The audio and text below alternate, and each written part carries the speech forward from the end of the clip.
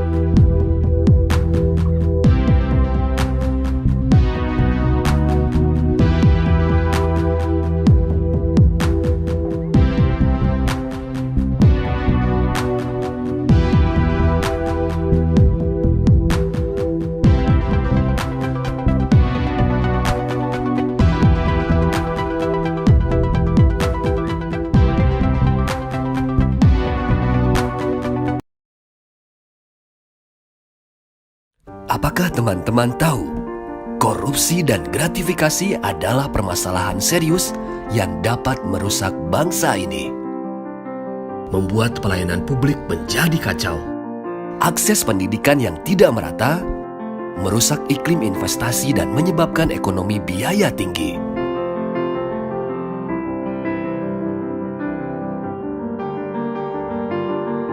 Menyebabkan diskriminasi dalam berkarir dan sulitnya mengejar prestasi di kancah dunia. Karena itu, mari kita semua bersatu untuk memutus mata rantai korupsi dan gratifikasi. Jadilah pahlawan integritas dan hapuskan diskriminasi akibat korupsi. Berjuang untuk bebas dari korupsi dan gratifikasi, karena bangsa merdeka adalah bangsa yang adil dan sejahtera. Wujudkan Indonesia merdeka tanpa korupsi dan gratifikasi. Studi kasus seperti 1. Koruptor yang mendapatkan hukuman ringan. Contohnya, pejabat korup dihukum hanya beberapa bulan penjara meskipun korupsi triliunan rupiah.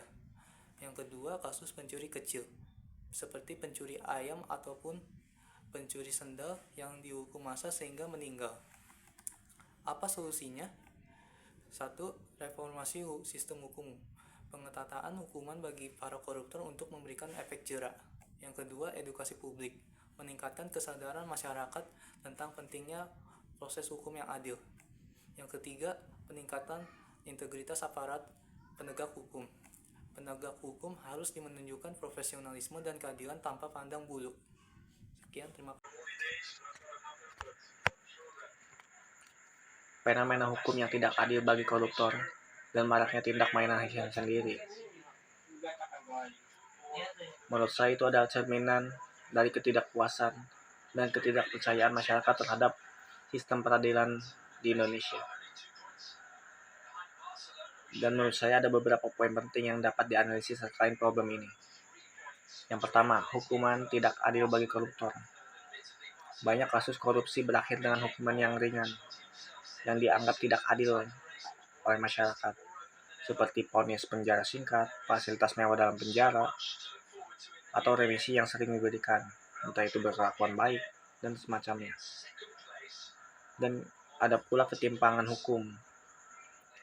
Hukuman bagi koruptor seringkali dibandingkan dengan hukuman berat yang dijatuhkan pada pelaku kejahatan kecil, seperti pencurian atau pelanggaran kecil lainnya. Sehingga hal ini memunculkan persepsi ketidakadilan. Ada pula pengaruh kekuasaan. Koruptor yang memiliki koneksi atau politik, ekonomi, dan pejabat-pejabat tinggi lainnya akan seringkali mendapatkan perlakuan yang lebih ringan dibandingkan rakyat biasa. Hal ini pula sehingga terjadinya marak tindakan main hakim sendiri.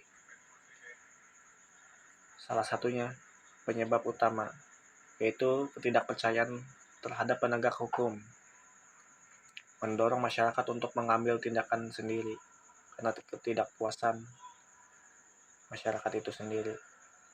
Mereka merasa aparat hukum tidak memberikan keadilan yang layak.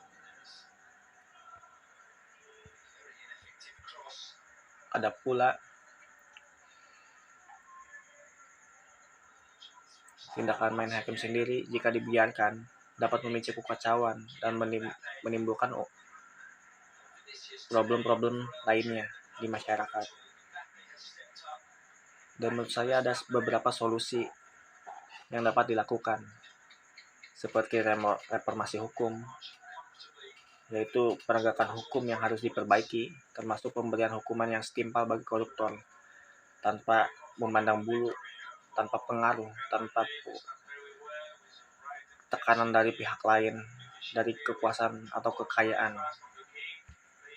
dan memberikan edukasi hukum di masyarakat, agar masyarakat lebih memahami proses hukum dan tidak main hakim sendiri.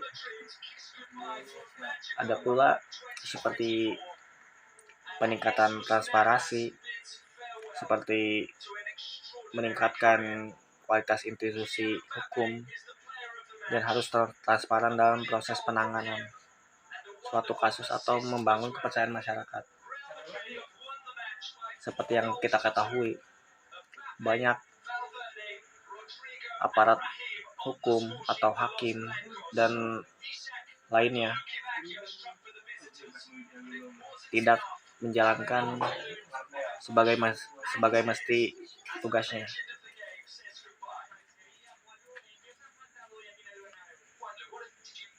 Kita harus saling bersama-sama untuk menanggapi masalah ini. Tidak bisa kalau ditangani oleh satu atau dua pihak saja. Masyarakat, pemerintah, semuanya harus bersama untuk menangani problem ini.